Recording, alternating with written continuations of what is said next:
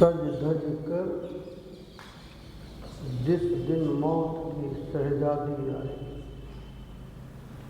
न सोना काम आएगा न चांदी काम आए।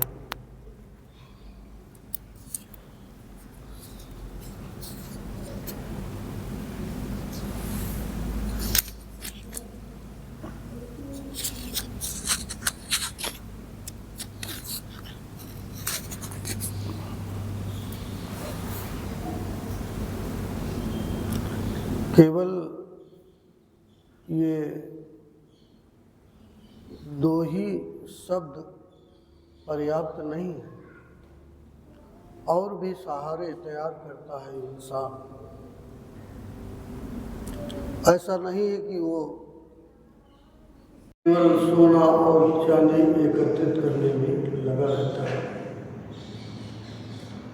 और भी सारे जीवन जब से इंसान होश संभालता है तब से लगा करके और मृत्यु के दरमियान आखिरी क्षण तक पूरा, चाहे पसीने पसीने हो जाए, कितना भी थक जाए, लेकिन हिम्मत नहीं छोड़ता। ये भी जोड़ ले, वो भी जोड़ ले, शायद ये सहारा रहा जा रहा है तो इसको भी कंप्लीट कर ले। ना पता कौन सा सहारा मृत्यु के समय काम आए। ये यहाँ बैठी है उषा, दाता दयाल का शब्द पढ़ा, सज धज कर जिस दिन मौत की शहजादी आएगी, न सोना काम आएगा न चांदी काम आएगी। मैं तुमसे थोड़ा सा और आगे की बात करता हूँ। ये तो पदार्थ है, इसके अलावा तुमने जो भी साधन बनाए, धन कमाया, बैंक में एकत्रित किया, चाहे जैसे धन कमाया, ईमानदारी से कमाया हो, चाहे चोरी से कमाया हो, बेईमानी से कमाया हो, लेकिन जो भी धन कमाया वो भी काम ना आएगा। तुमने बेटों को पैदा किया, बेटियों को पैदा किया, उनको पढ़ाया लिखाया, इस उम्मीद से पढ़ाया लिखाया कि जब ये बच्चा मेरा बड़ा हो जाएगा और मेरी ये काया, जो मेरा ये शरीर है, जब इस लायक न रहेगा, इस लायक न रहेगा कि मैं कुछ कर सकूं, तो ये बेटा मेरा सहारा बनेगा। और वही बेटा जब तुम्हारे आसक्ति के अनुरूप काम नहीं करता, आसक्ति के अनुरूप, अपेक्षा के अनुरूप बहु काम नहीं करता, तो तुम्हें दुख होता है। दुख होगा। ऐसा नहीं कि उसमें बेटा दोषी है, ऐसा नहीं कि उसमें बहू दोषी है, ऐसा नहीं कि बाप दोषी है, ऐसा नहीं कि माँ दोषी है। तुम्हारे जो भी जीवन के ताने बाने बुन रखे, चाहे जिस संबंध को तुमने बुना हो, जो भी संबंध आता हो, जीवन में तमाम तरह के परिवार में सगे संबंधी हैं, उस हर व्यक्ति से इंसान ने अदृश्य अपेक्षाएं लगा रखी, सिवाय केवल एक को छोड़ करके। और छोड़ा किसको? जो सभी का सहारों का सहारा था, उसको छोड़ करके बाकी सारे सहारों को जुगत इंसान लगाता है। और कब तक लगाता है? जब तक मौत न खड़ी हो जाए। और विडंबना देखिए कि अपने जीवन काल में सैकड़ों की तादाद में तुम शमशान तक लोगों की अर्थियों को छोड़ करके आए हो, जलाया होगा, दाह संस्कार किया होगा, उसमें शामिल हुए हो। लेकिन देखिए तुम्हारे मन की फितरत, तुम्हारे मन में कभी ये नहीं आता कि मेरी भी मौत एक दिन इसी तरह है, कभी नहीं आता। अब साल में चाहे 10 लोगों को ले जाओ शमशान तक, चाहे 20 लोगों को, लेकिन आपके जहन में, आपके चित्त में, आपके मन में कभी ये ना आएगा। क्यों? ये मन की फितरत है। वो कभी नहीं सोचता कि कभी मेरी भी मौत आएगी। मन स्वयं को बचा करके बाकी सब पर ये बात लागू करता है। लेकिन ऐसा है नहीं, ऐसा हुआ नहीं किसी के साथ। और क्यों नहीं हुआ? ये मनुष्य के जन्म में मृत्यु से अमृत तक की यात्रा कर सकता था। ऐसे उपाय हैं, ऐसी शक्तियां इसी शरीर में विद्यमान हैं, लेकिन फिर ये अमृत तक की यात्रा क्यों नहीं हो पाती? कौन से कारण है? तो मैं तुमको कह दूं कि वो कारण ये जो तुमने जिन जिन को सहारा आपने बनाया, वो मूल कारण है। आपके जीवन का जो गेयर है, जिससे तुम्हारे जीवन की गति चलती है, वो केवल 1 डायमेंशन, एक तरफ यात्रा होती है। और वो गेयर जो भी तुम्हारे जीवन के हैं, वो तुम्हारे जीवन की गति को बाहर की ओर देते हैं। फोर्ड एक बहुत बड़ी ऑटोमोबाइल की कंपनी है। फोर्ड की गाड़ियां आप देखते होंगे सड़कों पे चलती हैं। तब जब पहली गाड़ी उन्होंने फोर्ड कंपनी ने बनाई, तो उसमें रिवर्स गियर नहीं था, बैक गियर नहीं बना, क्योंकि जब भी कोई आवश्यकता होती है, उसी के हिसाब से इंसान ईजाद करता है, रास्ते खोजता है। तो वो गाड़ी जब लोगों ने खरीदी और खरीद करके अपनी गैराज में ले गए, तो उनको ये समस्या पैदा हुई कि गैराज से बाहर निकालने के लिए फिर उनको बड़ी दिक्कत होती थी। लोगों को लेकर के आना पड़ता था, पीछे करते थे, फिर पूरे गांव का एक चक्कर लगाते थे, तब वो गैराज में अपने खड़ी कर पाते थे। इसकी शिकायत जब फोर्ड कंपनी को की गई, फोर्ड के कंपनी के जो गाड़ियों को चलाने वाले कस्टमर थे, तब वहाँ के वैज्ञानिकों ने उसमें एक रिवर्स गियर डाला। और नहीं तो जब तक उसमें रिवर्स गियर नहीं था, तो केवल बाहर की ओर, आगे की ओर जाती थी। अब उसे कहीं मोड़ना है तो बड़ी दूर तक यात्रा करता था, कोई 10 मील, कोई 15 मील, तब जाकर के कहीं जब जगह मिलती थी, तब वो मोड़ करके अपने गांव को ले आता था, अपने मकान। ठीक यही स्थिति तुम्हारे जीवन की है। अनंत जन्मों से जीवन की यात्रा तुम्हारी चल रही है, और वो यात्रा बाहर की तरफ चल रही है। अंदर का तुम्हें कुछ पता नहीं, न कभी हिम्मत पड़ी, न कभी जाना हुआ। केवल और केवल तुम्हारे जीवन में बाहर की ओर गति के गेर है। अंदर का तो तुम्हें जाने का शायद भूल ही गया इंसान, जो उसका निज निवास था, जो उसका निज स्वरूप था। और देखिए कि जो स्वरूप यहाँ से मिला तुम्हारे माँ बाप के द्वारा, 50% अंश तुम्हारी माँ का है, 50% अंश तुम्हारे पिता का। दोनों के सहयोग से ये जो शरीर मिला, इसी को इंसान समझता है कि ये मैं हूँ। और शीशे के सामने जब वो होश संभाल करके शीशे के सामने खड़ा होता है तो देखता है, तो कहता है कि ये रहा मैं।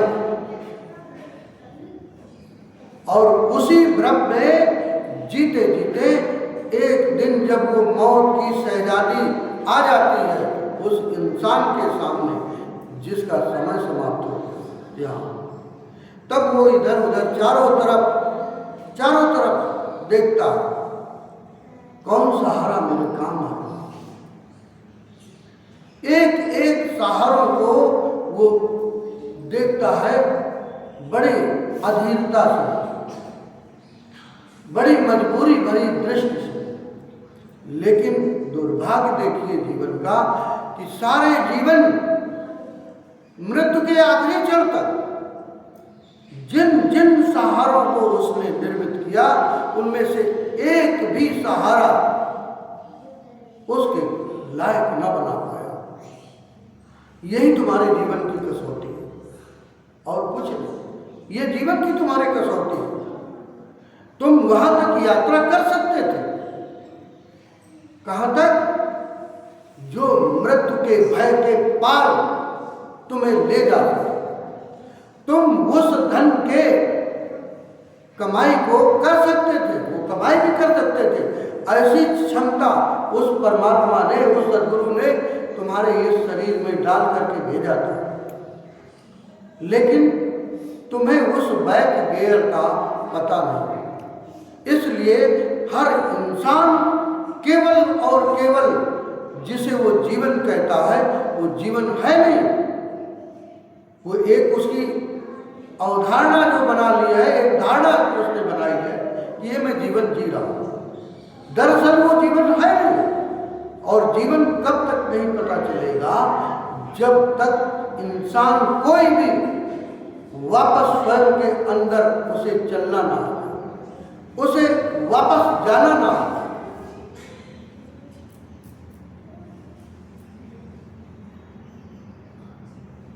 और ये हो नहीं पाता,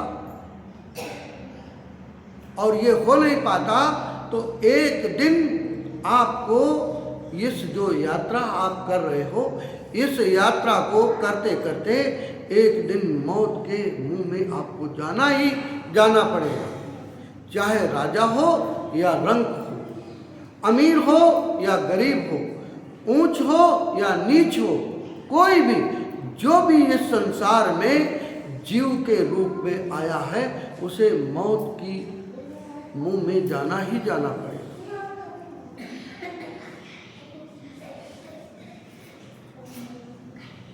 एक व्यक्ति ने, एक साधक ने मुझसे पूछा कि मैं बड़ा प्रयास करता हूं उस परमात्मा के लिए और उस सद्गुरु के लिए, मेरे अंदर प्यास नहीं जगती, क्या कारण है?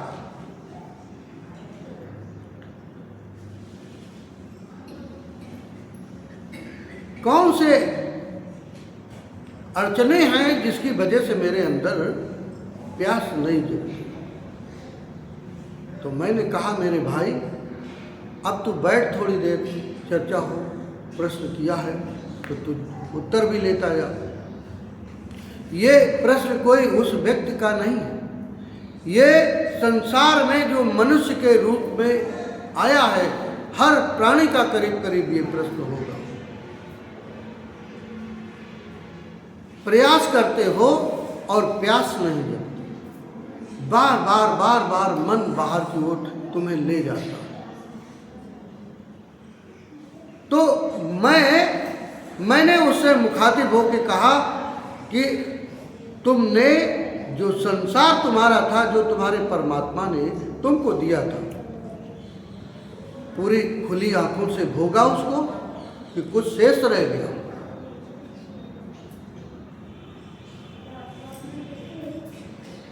कुछ शेष रह गया?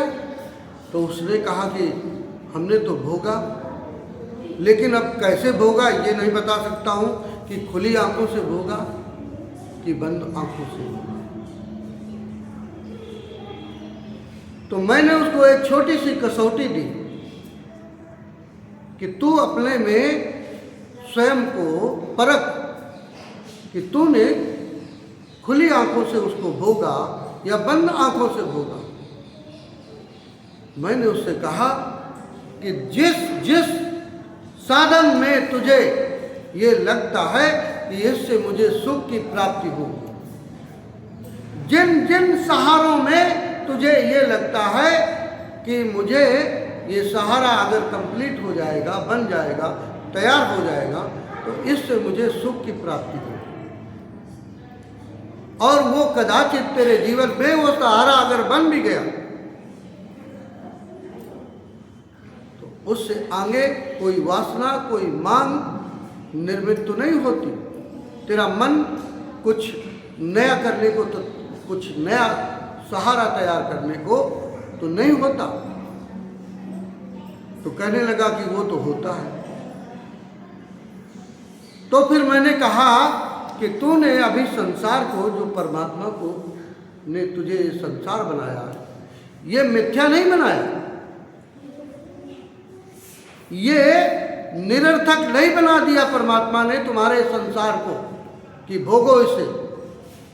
पत्नी तुम्हें दी या पति तुम्हें दिया, माँ बाप दिए, भाई दिए, मित्र दिए, और नौकरी दिए, बिजनेस दिए, व्यापार दिए, खेती बाड़ी दी, जो भी तुम्हें जीविकोपार्जन के लिए साधन दिए, वो सब दिए उस परमात्मा की कृपा से।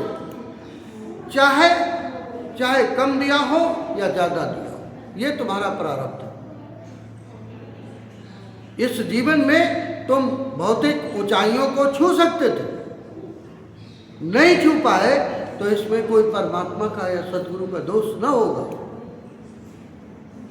ये तुम्हारा अपना विवेक है, तुम्हारी अपनी बुद्धि है, कितना तुम साधन जुटा पाए, कहाँ तक तुम चल पाए, क्या कर पाए। लेकिन संसार निरर्थक नहीं है। कब तक निरर्थक नहीं है? जब तक तुम्हें होश ना आ जाए,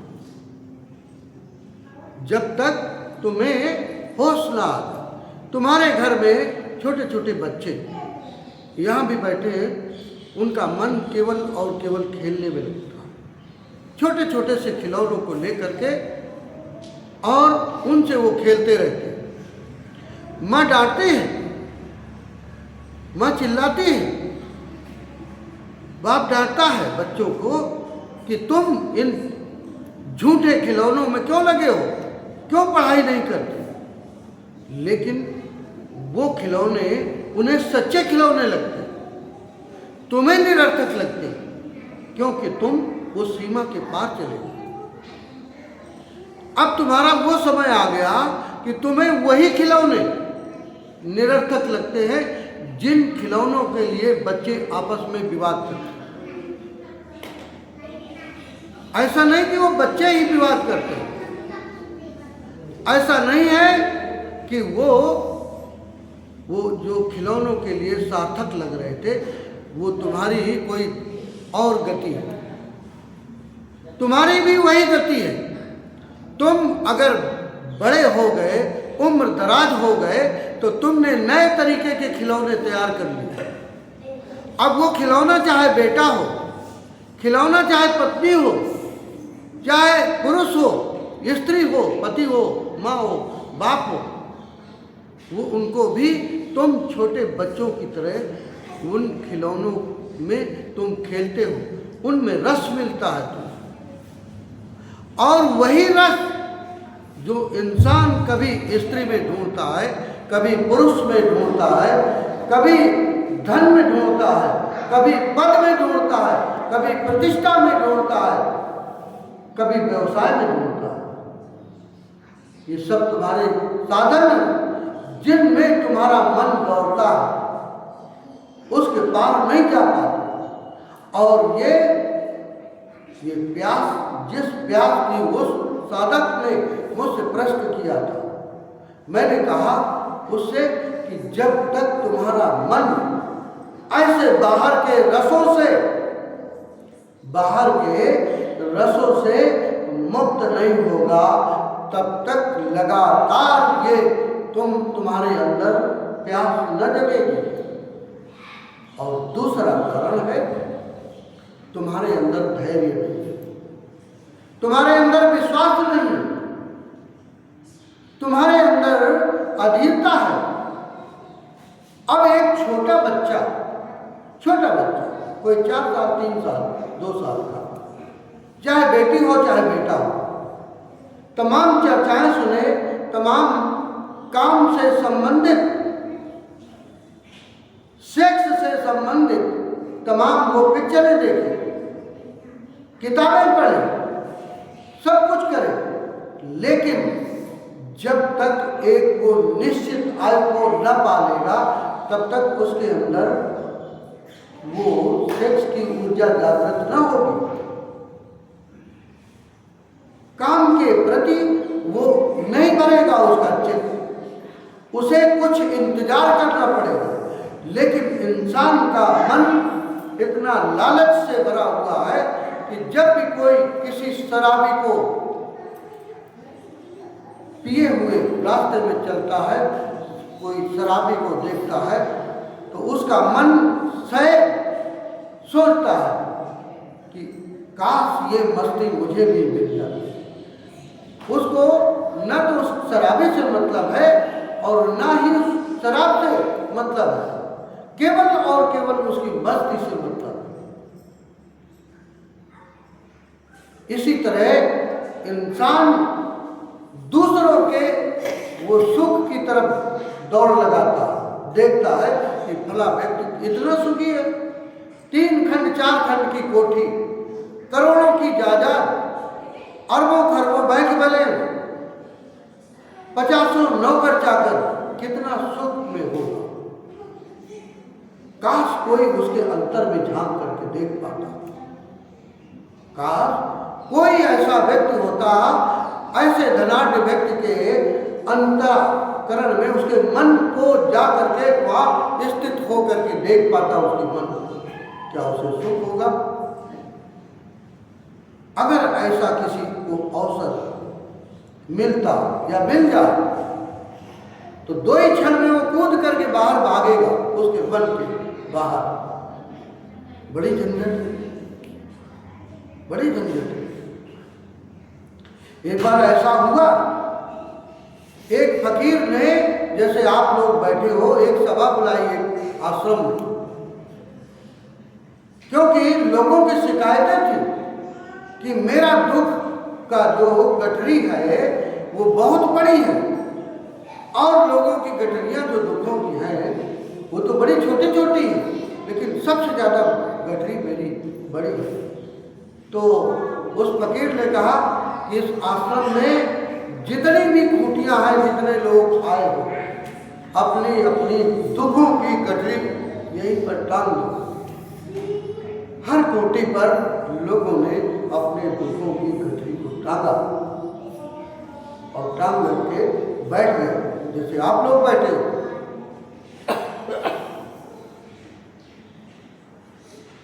थोड़ी देर उसने चर्चा की, सत्संग किया,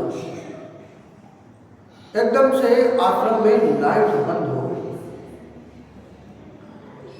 और उस फकीर ने कहा कि जिसको सबसे छोटी गठरी लग रही हो वो अपनी उठा ले। अब वहां आश्रम में बैठे हुए लोग दौड़े, देखा तो एक से एक गठरी बड़ी ही दिखाई दी। अब उनको समझ ना आया कि क्या करें, तो दौड़े वो फिर से, जो चिर परिचित उनकी दुख की गठरी थी कि मेरी गठरी तो छोटी लग रही है, कहीं दूसरा ना ले ले। दौड़े वो अपनी ही गठरी दुखों की उठाए, किसी तरह से पा गए, उनको बड़ा सुख लगा।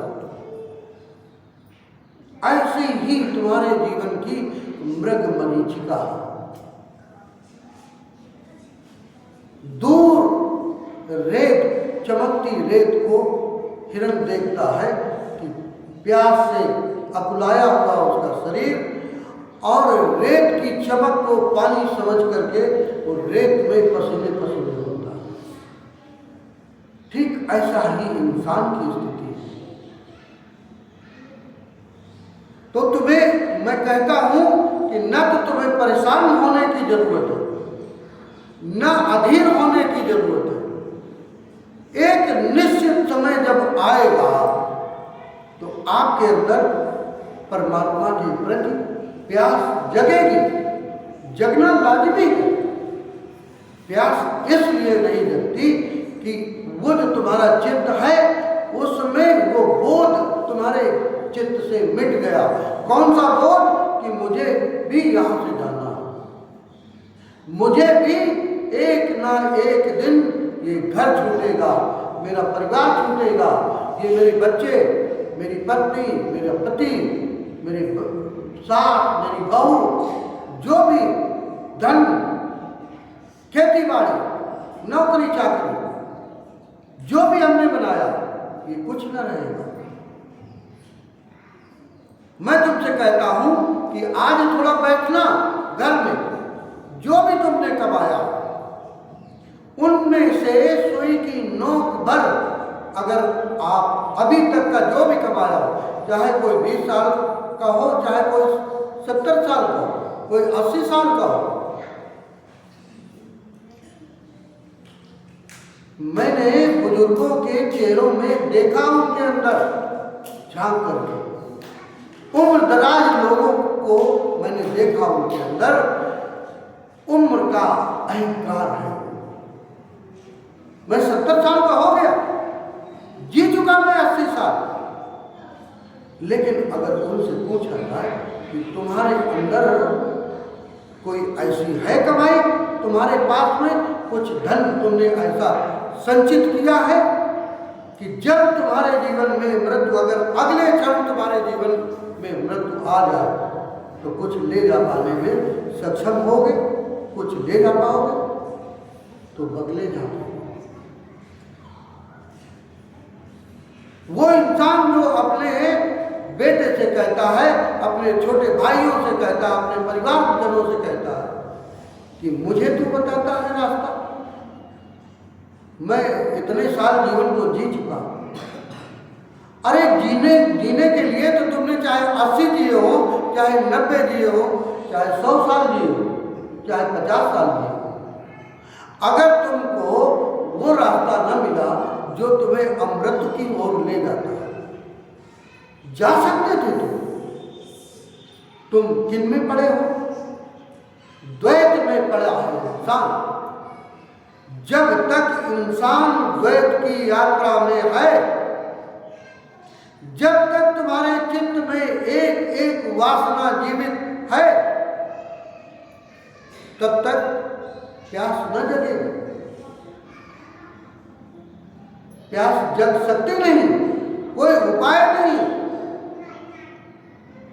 जिस दिन इंसान एक एक वासना को जागते हुए, होश से भरे हुए जागृत अवस्था में उसको जिएगा, उस वासना, उस दिन उसे उस वासना के बारे में पता चलेगा। जो भी रस, चाहे स्त्री की तरफ दौड़ हो, चाहे पुरुष की तरफ दौड़ हो, चाहे धन की तरफ दौड़ हो, चाहे पद की प्रतिष्ठा की दौड़ हो, जहां जहां तुम्हें रस मिलता है, अगर होशपूर्ण एक एक वासना को तुम जी लो तो मैं गारंटी लेता हूं तुम्हारे कुछ ही दिनों में तुम्हारा जीवन बदलेगा। तुम्हें दिखाई पड़ेगा, तुम्हें यह दिखाई पड़ेगा जैसे तुम बच्चों को तुम डांटते हो, उन खिलौनों में, उन निर्जीव खिलौनों के लिए तुम बच्चों को डांटते हो कि क्यों उनमें झगड़ा करते हो, क्यों झंझट करते हो। जिस दिन इंसान को अपने जीवन में जैसे ही जीवन की ऊर्जा, जैसे वो तुम्हारी प्राण की शक्ति स्वयं पर लौटेगी, जैसे ही पहला दिन वो तुम्हारे जीवन में, उस पहले दिन का पहला क्षण जैसे ही तुम्हें दिखाई पड़ेगा तो तुम्हें लगेगा कि अरे मैं 60 साल इस वक्त को यूं ही गंवा दिया झूठ में, तो वो इंसान जिसके जीवन में ये घटना घटेगी वो स्वयं को गाली देगा, स्वयं को गाली देगा कि हाय रे मेरे जीवन की अज्ञानता, हाय रे मेरी धृष्टता, हाय रे मेरा बचकानापन, मूर्खता, मैंने जीवन को ऐसे ही गंवा दिया, कुछ न बना, कुछ न कमा पाया, और जो भी कमाया वो व्यर्थ गया। ये तो बुढ़े बुढ़ियों का खेल था हुआ, उससे ज्यादा कुछ और है नहीं। वो बच्चे जो आज खिलौनों के लिए आपस में लड़ते हैं, वो भी एक निश्चित आयु के बाद वो खिलौने उनको निरर्थक लगने लगे। उनको आपको बताना नहीं पड़ेगा, उनको आपको बोलना नहीं पड़ेगा कि उन खिलौनों को छोड़ो, अपने आप छूट जाए। ऐसे ही तुम्हारे जीवन में अगर एक केवल और केवल एक बोध हो, और वो बोध कि एक ना एक दिन हमें भी मौत आए, केवल इतना, हमें भी मौत आए। जैसे ही ये बोध तुम्हारे अंतरतम में घना होगा, जैसे ही ये बोध तुम्हारे अंतरतम में घना होगा, गहरा होगा, उसी दिन जो कोई पुरुष, थोड़ा गौर से सुनिएगा, जो भी कोई पुरुष स्त्री की तरफ दौड़ लगा करके उसमें रस ढूंढ रहा है, उसके जीवन में वो रस समाप्त हो जाएगा एक क्षण में। जो कोई स्त्री किसी पुरुष की तरफ दौड़ में थी, जिसकी वजह से उसकी साधना में, तपस्या में दिक्कत थी, वो वहां से रस उसका समाप्त हो गया। ये जीवन तुम्हारा तीन तलों में,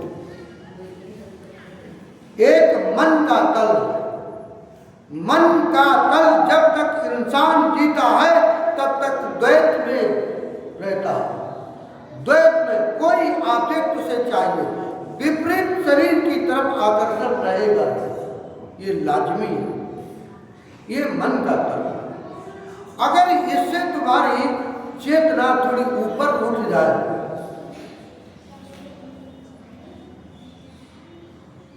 अगर जीवन की चेतना इससे ऊपर उठ जाए, जो तुम्हारी आत्मा का तल है, मन के तल पर तुम शरीर की तरफ, विपरीत शरीर की तरफ तुम्हारा आकर्षण होगा, और वो आकर्षण तब तक न जाएगा तुम्हारे जीवन से जब तक तुम आत्मा के तल तक तुम्हारी यात्रा न हो। तो इसमें क्या होता है, वासना और प्लस प्रेम का समायोजन होता है, जब तक तुम्हारा जीवन मन के तल पर चलता है। जैसे ही इंसान कोई इससे ऊपर उठता है, तो अब उसका आत्मा से मेल होगा, उस तल पे उसके संबंध होंगे, शरीर छूटेगा, शरीर के प्रति आसक्ति समाप्त होगी। कितनी भी खूबसूरत से खूबसूरत स्त्री उस इंसान के सामने पहुंच जाए जो आत्मा के तल पर जीवन को जीने लगा, उसको विचलित नहीं कर सकता। क्यों? क्योंकि उसका जीवन मन के ऊपर चला गया, मन के पार चला गया, और वहां से उसका जो प्रेम और प्लस वासना थी, उससे क्या होगा, वासना तो समाप्त होने लगेगी, एक प्रेम का निर्माण होगा उसके जीवन। फिर वो जो आगे की यात्रा है वो परमात्मा के तल तक यात्रा होती है जीवन में तुम्हारे। इसी जीवन में संभव है, इसी शरीर से तुम्हारा संभव है। ये शरीर बड़ा अद्भुत है, ये शरीर केवल वासना में डूब करके उसमें सुख भोगने के लिए नहीं। ये शरीर तुम्हें पद की तरफ दौड़ लगाने के उसमें जो तुम सुख ढूंढते हो, धन में तुम जो सुख ढूंढते हो, और भी जो तुमने साधन बनाए उनमें तुम सुख ढूंढते हो, रस ढूंढते हो, उसके लिए ये शरीर नहीं दिया परमात्मा।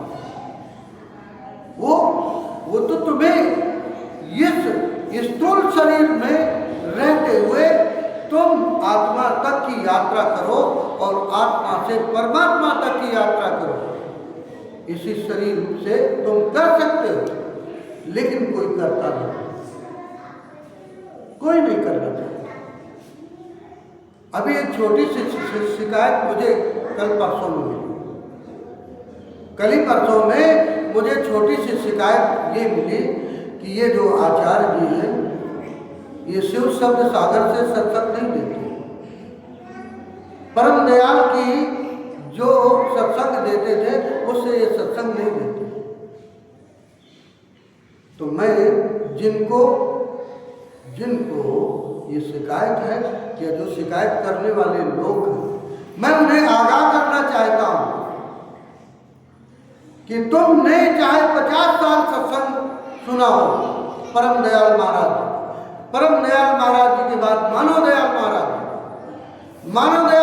जी के बाद सुनियो जी महाराज का, जो अभी चोले में सदगुरु वक्त है, वो परम दयाल महाराज जी के पहले का जो जिन लोगों ने सत्संग सुना हो, कोई बिरला होगा ऐसा जिन्होंने सत्संग सुना। किसका? दाता दयाल, जिनकी बनाई हुई ये तपस्या स्थली है उसमें बैठे हो।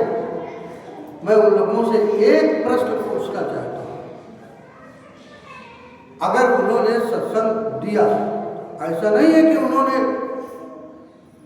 ज्योति को जलाया नहीं, उन्होंने ये प्रयास नहीं किया होगा कि तुम्हारे हृदय की वो ज्योति जल जाए जिस ज्योति के जलने के बाद तुम भिखमंगे न रहो, तुम्हें किसी के दर पर मांगने की जरूरत न हो, तुम स्वयं के मालिक बनो। कौन ऐसा व्यक्ति है जो परम दयाल को सुन करके अभी अपने जीवन को बदल पाया? कौन सा ऐसा साधक है, कौन सा ऐसा सत्संगी है जो मानव दयाल को सुन करके और अपने जीवन को रूपांतरित किया? हर व्यक्ति की जो भी दयाल आएंगे, इसके बाद भी सोनियो जी महाराज के बाद भी जो भी कोई दयाल आएगा, जो भी कोई सदगुरु होगा, उस हर शरीर का माँ बाप दूसरा होगा। परम दयाल महाराज जी के शरीर के निर्माता उनके माँ बाप थे। उन माँ बाप से मानव दयाल नहीं पैदा हुआ। जो दाता दयाल के माँ बाप थे उनसे परम दयाल नहीं पैदा हुए। तो जो दाता दयाल की शैली थी आपको बोलने की, समझाने की, वो अलग प्रकृति होगी। परम दयाल की अलग प्रकृति होगी, मानव दयाल की अलग प्रकृति होगी। हर दयाल की अपनी अपनी तरीके से वो बोलेगा, तभी वो निखालिस और नित्य सत्य और ताजा अभी का तोड़ा हुआ वो दे सकता है। और तुम्हें अगर बासी ही खाने की आदत है तो तमाम शास्त्र पढ़े हैं, याद करो, ढूंढो उसमें परमात्मा, ढूंढो उसमें परमात्मा, ढूंढो उसमें अपने रूपांतरित करने के रास्ते। जिन लोगों ने जिस समय वो होंगे अपने शरीर में, अपनी आभा में, उस समय वो ज्ञान उनके लिए ज्ञान था, लेकिन तुम्हारे लिए वो शास्त्र बन गए। उन शास्त्रों से तुम सत्य को खोज न पाओगे। मैं फिर कहता हूं, न तुम परमात्मा को खोज पाओगे, न सत्य को खोज पाओगे। हाँ, उनसे तुम पंडित हो सकते हो, पांडित्य तुम्हारे अंदर आ सकता है, लेकिन सत्य तुम्हारे अंदर न उतर पाएगा। सत्य अगर किसी के भी जीवन में सत्य तक की यात्रा करना चाहता है, स्वयं के निज स्वरूप को जानना चाहता है, तो उसे अंदर चलना पड़ेगा। वो ज्ञान जो उधार का है, चाहे तुमने चाहे जहां से लिया, वो ज्ञान जब तक उस ज्ञान को लेकर के तुम उसकी स्वयं यात्रा न करोगे, तब तक सारा ज्ञान तुम्हारा मिथ्या है, उधार का है, तुम्हारे जीवन को भटकाएगा। तुम्हें चलना पड़ेगा। मैं तुम्हें बार बार इस बात को आगाह करता हूं कि मेरी कही हुई एक भी बात का तुम विश्वास न करो। जो मैं कहता हूं उस पे तुम चलना, और चल करके अगर पाना तो फिर आगे किया, आगे किया। और इस बात का मैं विश्वास दिलाता हूं कि मैंने जो अपने जीवन में चल के पाया, उसके बिना पर मैं तुम्हें कह रहा हूं, मैं सद्गुरु नहीं हूं, मैंने परमात्मा को पाया नहीं अभी, लेकिन मेरे इस शरीर में उस मेरे सद्गुरु की कृपा से जो प्रसाद मिला, उस प्रसाद के बल पर, उस मेरी सद्गुरु की दी हुई शक्ति के बिना पर जितनी यात्रा मैं जहां तक कर पाया, जहां तक मैं चल पाया, वो मैं तुमको कह रहा हूं, वो मैं तुमको बोल रहा हूं। आप चलोगे तो ऐसा नहीं है कि आप वासना से ऊपर नहीं उठ सकते। ऐसा नहीं है कि तुम्हारा जीवन इसके पहले कि तुम्हारे जीवन में मौत जैसी घटना घटे, तुम उस प्यास से वंचित रह जाओ। उन वासनाओं को तुम स्वयं निर्मित करते हो।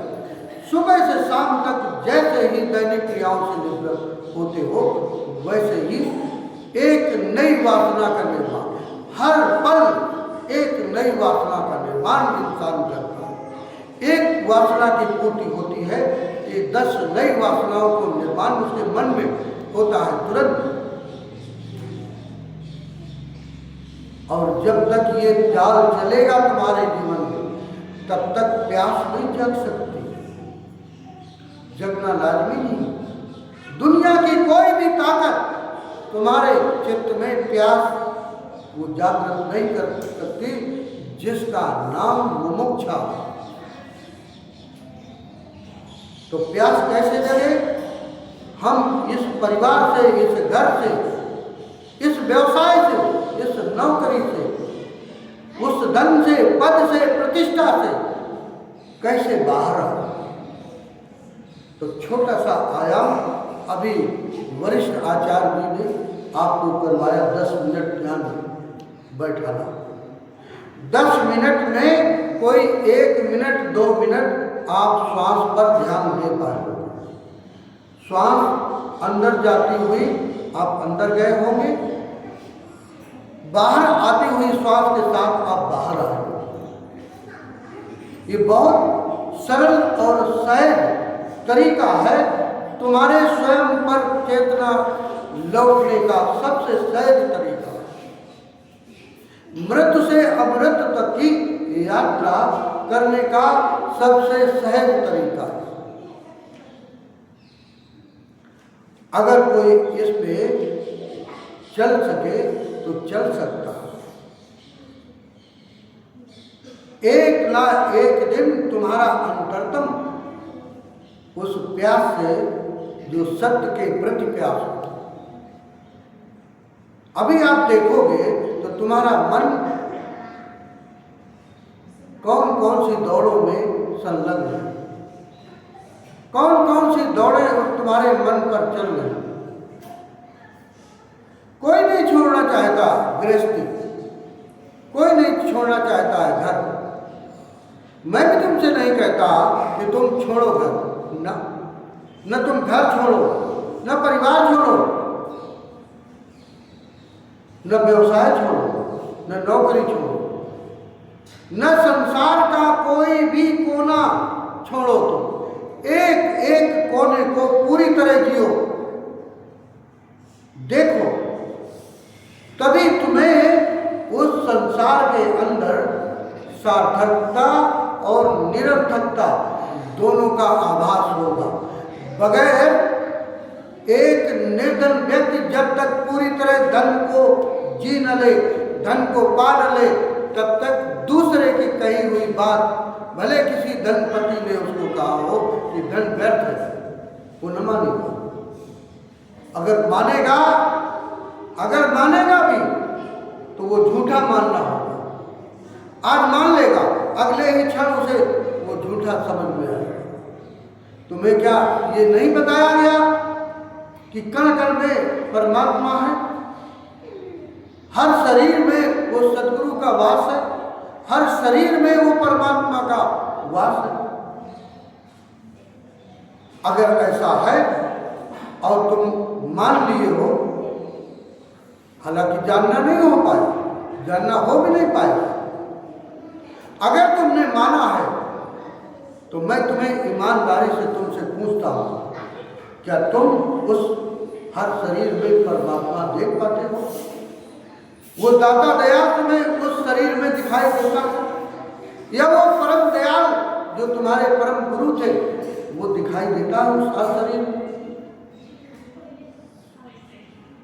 या वो मानव दयाल या वो विजय दयाल, जो भी दयाल तुमको ये शिक्षा दीक्षा देगा कि कण कण में परमात्मा, हर शरीर में परमात्मा, हर शरीर में भगवान है, क्या तुम देख पाते हो? जो भी मुझे यहाँ सुन रहे हैं, जो भी बात सुन रहे हैं, कोई ऐसा एक भी व्यक्ति ऐसा नहीं है जो हर शरीर में परमात्मा को देख पाने में सक्षम, मान पाने में सक्षम। जो भी अनुरूप तुम्हारे है तो उससे तो तुम्हारा प्रेम है, और जो भी तुम्हारे मतलब का नहीं है, गैर मतलब का इंसान, तुम उसे गालियां बोलते हो, तुम उसे हे दृष्टि से देखते हो, तुम उसे कौन कौन सी दृष्टियों से देखते हो, क्या क्या करो। मैं यहां देख ही रहा हूं, यहां धाम पर ये प्रबंधक बैठे हैं डॉक्टर विजय खरे, सेवानिवृत्ति हो करके, लेकिन सेवा का भाव इनके अंदर बड़ा अटूट है। इनकी सेवा भाव को मैं प्रणाम करता हूँ, मेरे हृदय में इनका स्थान है। क्यों? क्योंकि इस सदगुरु के काम को आगे करते हैं, ये परमात्मा के काम को आगे बढ़ा रहे हैं। स्थूल रूप सेवा और आगे, इस सेवा से परमात्मा को पाया जा सकता है। परमात्मा को, सत्य को पाने के दो ही रास्ते, एक ज्ञान का और एक भक्ति का। भक्ति का कभी फिर मैं कहूँगा, ये जो आज मैं चर्चा तुमसे कर रहा हूँ, ये ज्ञान का मार्ग। ध्यान के द्वारा आप स्वयं की यात्रा करोगे तो स्वयं पर यात्रा करने के लिए तुम्हें ध्यान में प्रवेश करना पड़ेगा, और ध्यान के द्वारा प्रवेश करने के लिए तुम्हें 10 मिनट सुबह और 10 मिनट शाम को, जब भी ब्रह्म मुहूर्त की बेला हो, रात्रि का समय समाप्त होने की आखिरी चरण में हो और दिन का प्रारंभ होने वाला, ऐसे समय में आप जब ध्यान में बैठोगे तो वो जो सत्ता है अस्तित्व की, वो थोड़ा प्रबल रूप में होती है, ध्यान थोड़ा आसानी से बनेगा। वैसे तुम्हारा जो ध्यान बार बार तुम्हारा मन भटकता है, तो इस समय प्रातः काल में 4 बजे से 6 बजे तक के बीच में जो भी तुम्हें समय मिले, वैसे तो योगी का या साधक का जो साधना में गहरे प्रवेश कर गए हैं, उनके लिए 3 बजे से 5 बजे तक का समय उपयुक्त मानते हैं, उन्होंने अनुभव किया होगा। लेकिन 4 बजे से 6 बजे तक के बीच में गृहस्थ आश्रम में चूंकि आपका जीवन है, 10 मिनट, 15 मिनट, 20 मिनट, जब भी जितना तुम्हारा जी करे उतनी देर बैठो। आती जाती श्वास के साथ कुछ नहीं करना, श्वास के साथ चले जाओ अंदर, कहाँ तक? जाए नाभि के ठीक नीचे तक। नाभि के ठीक 4 अंगुल नीचे तक एक तानदेन सेंटर है, स्वादिष्टान चक्र भी वहाँ पर रहता है, वहाँ तक। तो जब श्वास अंदर जाएगी तो तुम देखोगे कि पेट बाहर को आएगा, जैसे श्वास अंदर जाएगा, और जैसे ही श्वास अंदर से बाहर की ओर जाएगी तो पेट अंदर की ओर जाएगा। ये बहुत सरल और छोटा सा एक सूत्र है। इस एक छोटे से सूत्र से तुम चलते चलते एक दिन उस बड़े सूत्र को तुम पा लोगे, जिस सूत्र के मिलने के बाद तुम्हारा निज स्वरूप तुम्हें आभास होने लगेगा। निज स्वरूप का आभास होने लगेगा, जिसका दूसरा नाम है साक्षी भाव। अभी क्या है कि तुम मन के साथ तीनों कालों में, सोते, जागते और स्वप्न अवस्था, तीनों कालों में तुम्हारा मन उसी के साथ होता है। स्वप्न में अगर तुम चल रहे हो, स्वप्न की अवस्था में, तो जो भी तुम स्वप्न देख रहे हो, चाहे तुम खजानों के खजाने तुम्हें मिल गए, बड़ा तुम्हारा मन प्रसन्न है, अरबों खरबों के हिसाब किताब खजाने तुम्हें मिल गए, लेकिन जैसे ही स्वप्न से बाहर आए वैसे सब मिथ्या दिखाई दिया। क्यों? क्योंकि स्वप्न जितनी देर स्वप्न काल में थे उतनी देर वो आपको एकदम सार्थक दिखाई देगा, एकदम सत्य दिखाई देगा। ए बच्चे, बेटा शांत हो। जागृत अवस्था में तुम जागृत अवस्था के साथ तुम्हारा चित्त होता है। निद्रा के समय में, सुषुप्ति के समय में वो चित्त तुम्हारा सुषुप्ति में चला जाता है।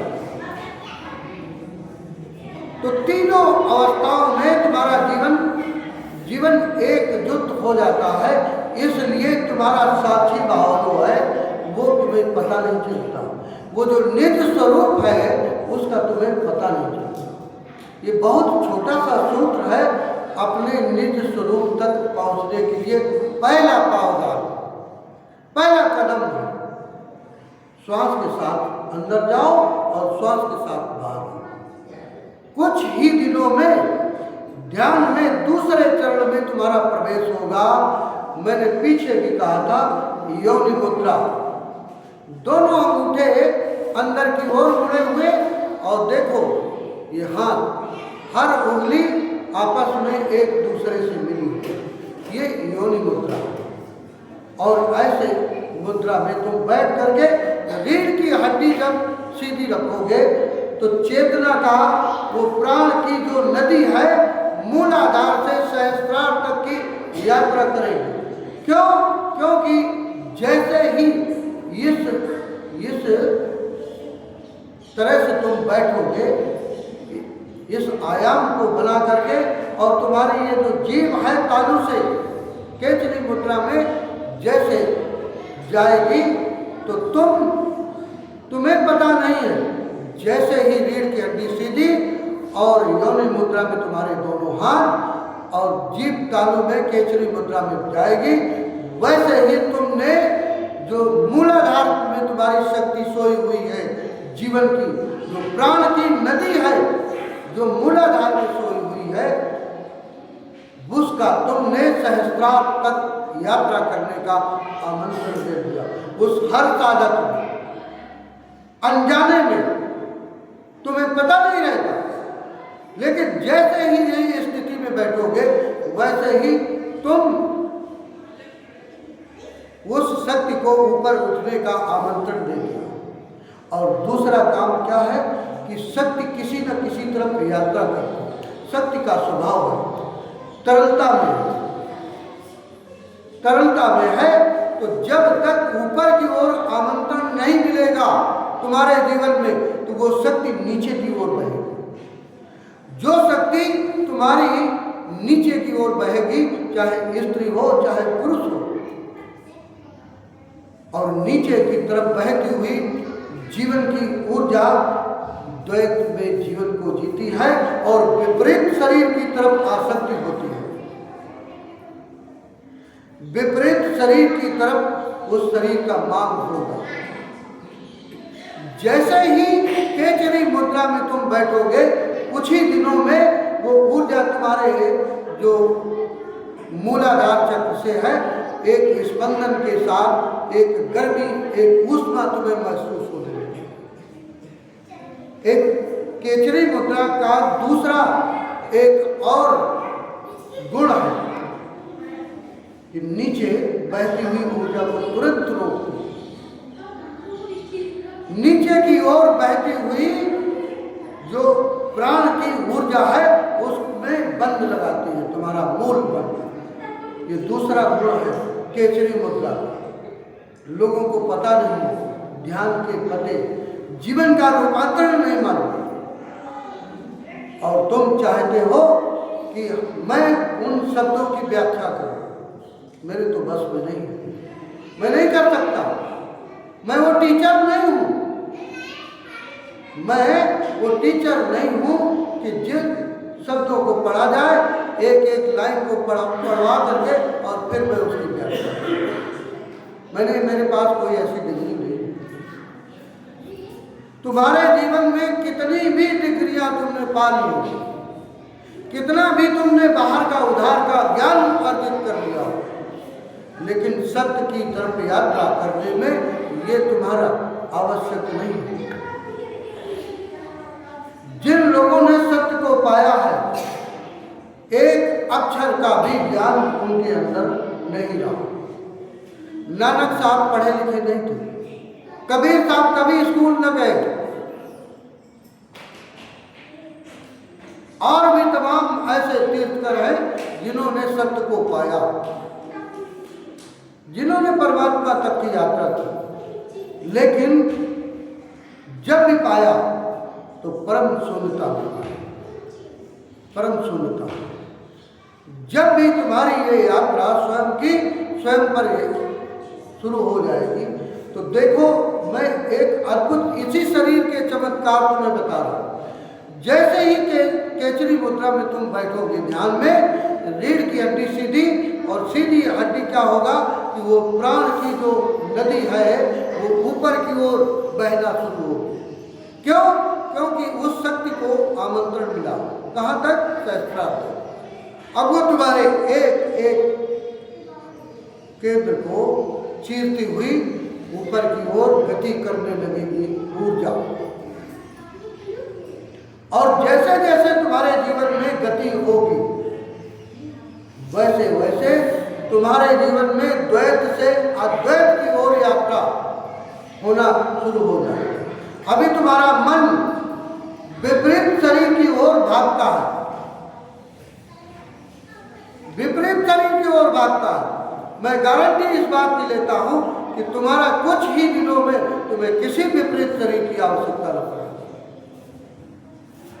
क्यों? क्योंकि तुम्हें तुम्हारे अंदर के अंदर प्राण के बहते हुए उस रस का पता चलेगा जिसका नाम है सोम।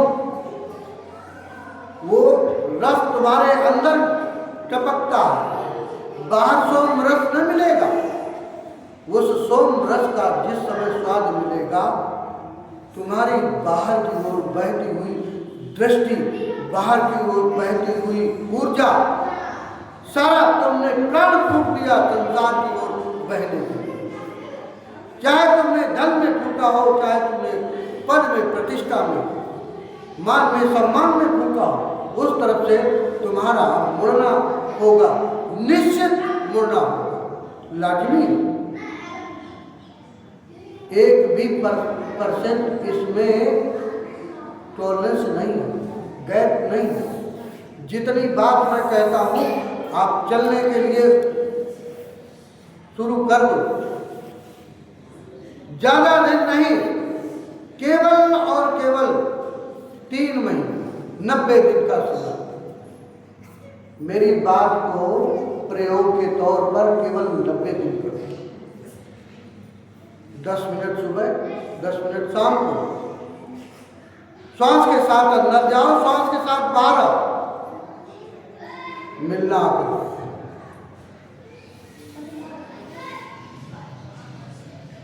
इतना अद्भुत शरीर तुम लेकर के पृथ्वी पर आए, इतनी अनंत शक्तियों को लेकर के आए, तुम सम्राटों के सम्राट बन सकते थे। और देखिए जीवन का दुर्भाग्य कि तुम भिखमंगे, तुम दूसरों से अपनी इज्जत के लिए मांग लिए घूमते हो, तुम दूसरों से अपने मान सम्मान की चिंता को लेकर के घूमते हो, तुम दूसरों से धन को मांगते हो, तुम दूसरों से तुम्हारे जो भी साधन उनको निर्मित करने के लिए तुम दूसरों पर दौड़ लगाते हो। अरे तुम स्वयं मालिक हो, तुम सब कुछ कर सकते हो। चाहे तुम भौतिक जीवन की ऊंचाइयों को छूना चाहो, जिनको नहीं जाना है परमात्मा, जिनको नहीं जाना है सत्य तक, तो मत जाओ।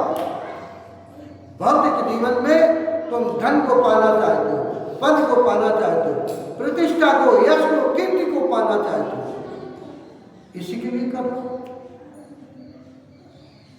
जिनको परमात्मा की दौड़ दूर लगती है, सत्य की दौड़ दूर लगती है, उनको लगता है कि धन का अभाव, उनका लगता है कि धन आ जाएगा तो हम सुखी हो जाएंगे, आनंद से भर जाएगा। उनके लिए भी ये रास्ता है, भौतिक जीवन के लिए भी और आध्यात्मिक जीवन के लिए। लेकिन एक बात मैं तुमको कह दूं, क्योंकि मैं उस रास्ते से गुजर चुका हूं। जिस रास्ते की तुम्हारा चित्त मांग कर रहा है कि धन आ जाएगा तो मैं सुखी हो जाऊंगा, उस रास्ते से मेरे मित्रों, मेरे भाई बहनों, मैं चल चुका हूं, मैं वो यात्रा पार कर चुका हूं। तब ये बात मैं तुमको कह रहा हूं कि इसमें, इस मांग में जिन लोगों के अंदर ये मांग चल रही हो कि काश मेरे सद्गुरु, काश मेरे परमात्मा, मेरे इष्ट, मेरे देवता, वो धन आ जाए तो मैं सुखी होगा, उसमें सुख नहीं है। मैं दौड़ा कोई 40 वर्ष, 40-45 वर्ष मैं अपने इसी में व्यतीत कर दिया कि धन मेरे पास आएगा तो मैं सुखी होगा, कुछ ना मिला। मैं नौकरी करता, 80-90 हज़ार गवर्नमेंट देती, सूखी तनख्वाह थी, 90,000 95,000 सूखी तनख्वाह थी, 2 दुकानें थी, उसमें भी व्यवसाय में पैसा है, सेकेंड एसी का पास। मेरे जीवन में मेरे और मेरे पत्नी के लिए इलाज में कोई कमी नहीं, 1 रुपए से लगा के 1 करोड़, 10 करोड़, 20 करोड़ जो भी लगे वो सब गवर्नमेंट देती। लेकिन जिस दिन उस मेरे सद्गुरु की कृपा हुई मेरे अंदर, हाँ एक बात जरूर था कि मैंने कितनी भी जीवन में विपरीत से विपरीत परिस्थितियां आई हैं, वो सद्गुरु की लड़ मेरे प्यारे ने, मेरे इष्ट ने, मैं तो छोड़ सकता था, मेरी क्या मिसाल। मैंने देखा है बहुत लोग, उनके मन का काम न हुआ, उन्हें मान सम्मान न मिला, छोड़ भागे, छोड़ दिया। कोई दूसरे सद्गुरु को ढूंढ रहा, कोई तीसरे को ढूंढ रहा, कोई चौथे को किया। लेकिन मेरे सद्गुरु ने मेरी लड़ न छोड़ी, और उसका परिणाम क्या हुआ कि मेरे जीवन में जिन सहारों को मैं निर्मित किया था, जिन सहारों में मैं रस को ढूंढ रहा था, उनसे वापसी हुई,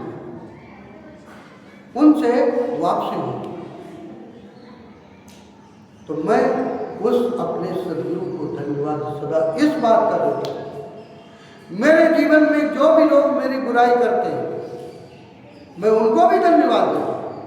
क्यों? क्योंकि मेरे सदगुरु ने वो दे दिया कीमिया, दे दिया वो जीवन का रहस्य। मैं उन्हें प्रणाम करता हूँ कि मेरे जीवन में जो भी वो कर रहे हैं, जो भी वो कर रहे हैं, वो मेरे बड़े शुभचिंतक हैं और मैं उनसे उनके प्रति दया भाव रखता हूँ। एक छोटी सी कहानी मैं कहता हूँ, उसके बाद आज की चर्चा को विराम दूंगा, समय काफी हो गया। एक सूफी संत हुई राबिया जापान के एक गांव से यात्रा में थी। समय रात्रि का हो गया। एक गांव में उसने प्रवेश किया, कोई रात्रि के 10-11 बजे। उस गांव में दूसरे धर्म को मानने वाले लोग थे। जिस धर्म को राबिया मानती थी वो उस गांव में कोई नहीं रहता था उसके धर्म को मानने।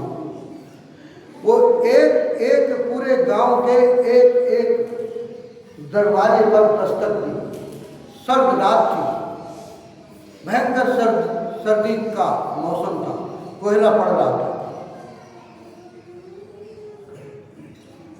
किसी ने उसके लिए दरवाजा नहीं खोला और जिन्होंने दरवाजा खोला भी तो उन्होंने ये कहा कि तुम मेरे धर्म को मानने वाले लोग नहीं हो, इसलिए मैं तुम्हें आश्रय नहीं दे सकता। थक हार कर वो गांव के बाहर एक सरोवर के नीचे एक दरख्त था चेरी का। चेरी के दरख्त के नीचे वो लेट गए। चांदनी रात, पूरी चंद्रमा की चांदनी फैली हुई थी और जैसे ही उस चेरी के दरख्त में पड़ी उस रोशनी, वो पूरा दरख्त एकदम से पूरे फूलों से लद गया, फूलों से लद गया। सर्द रात थी, कोई बिस्तर नहीं था, कोई ओढ़ने के लिए साधन नहीं था। तो राबिया की नींद खुलती और नींद खुलते ही देखा एक परम आनंद उसके अंदर उतरा, क्योंकि पूरा दरख्त फूलों से लदा हुआ था और चंद्रमा की रोशनी उस पर तैर रही थी। ऐसा आनंद की अनुभूति पहली बार उसे जीवन में हुआ। सुबह वो गई, उस गांव में एक एक दस्तक दरवाजे पर दोबारा दिया गया और बड़ा अनुग्रहित भाव से प्रणाम करके उनको धन्यवाद दिया। वो आश्चर्यचकित थे गांव के लोग। राबिया से पूछने लगे कि मैंने तो कोई तुमको आश्रय नहीं दिया, फिर भी तुम धन्यवाद दे रहे हो। तो राबिया ने कहा कि तुम्हारे आश्रय न देने की वजह से मेरे जीवन में उस परम आनंद की अनुभूति मैं कर पाई। काश अगर कहीं ऐसा होता कि कोई भी तुम्हारे गांव का व्यक्ति, कोई भी लोग अपने दरवाजे पर हमें आश्रय देते तो हम उस आनंद से चूक जाते, जीवन मेरा चूक जाता। एक ऐसा भी जीवन तुम्हारा हो सकता। जो भी तुम्हारे जीवन में तुम्हारी निंदा करे, तुम्हारे लिए अवरोध पैदा करे, उसमें भी बगैर उसकी मौज के तुम्हारे जीवन में न तो कोई अवरोध पैदा कर सकता है, न तुम्हें साधन मुहैया करा सकता है। दोनों स्थितियों में उसे धन्यवाद दो। ध्यान रहे, ऐसे ही चित्त में जब किसी भी साधक इस अवस्था को पाएगा, उस दिन उसके जीवन में अस्तित्व का सामंजस्य उसे एहसास होगा। उस दिन अस्तित्व का तुम्हारे साथ संबंध निर्मित होगा। तुम्हारे जीवन में एक परम आनंद की अनुभूति आएगी। छोटी छोटी बातों में तुम लोगों से शिकायतों से भर जाते हो, चाहे वो तुम्हारे परिवार के हो चाहे बाहर के हो। दोनों सब तरफ तुम शिकायतों से तुम्हारा चित्त भरता हो। तुम अगर आनंद को पाना चाहते हो, तुम अपने द्वार पर, तुम अपने जीवन में सुख के फूल उतारना चाहते हो, खिलाना चाहते हो, तो सबसे शिकायत से रहित चित्त को निर्मित करो। और वो चित्त कब निर्मित होगा? जो एक छोटा सा सूत्र आचार्य जी ने आपको दिया, इसको छोटा न समझना। ये देखने में तो बहुत छोटा सूत्र है, लेकिन इसी जीवन में तुम्हें ये जो मैं बात कर रहा हूँ, ऐसे भी चित्त का निर्माण हो सकता है। और ये चित्त की पहली सीढ़ी है तुम्हारे सत्य को पाने की यात्रा की ओर, धन को पाने की। जिनको धन की लालसा, उसको पाने की ये पहली सीढ़ी है। शिकायत रहित चित्त तुम्हारे जीवन में, तुम्हारे जीवन से जो भी दुख है विदा हो जाए, जो भी पीड़ाएं हैं जाने लगे। और ऐसे चित्त का निर्माण अगर तुम्हारे जीवन में हो जाता है, तो जो व्यक्ति, जो साधक अपने अंदर की यात्रा, अपने निज स्वरूप को जानने के लिए करना चाहते हैं, उनके लिए भी सुगम होगा। और जो लोग भौतिक जीवन को और सुदृढ़ बनाना चाहते हैं, उनके लिए भी सहायक होगा। दोनों जीवन के लिए ये परम सहायक आज का ये तुम्हें सूत्र जो मैंने दिए, ये परम आवश्यक है। ऐसा ही तुम्हारे हर एक के हृदय में वो मेरे सद्गुरु का प्रसाद तुम तक पहुँचे, तुम्हारे हृदय में उतरे, तुम्हारा जीवन का रूपांतरण होने लगे। इन्हीं शब्दों के साथ मैं आज की वाणी को विराम देता हूँ। सबको मेरा राधा।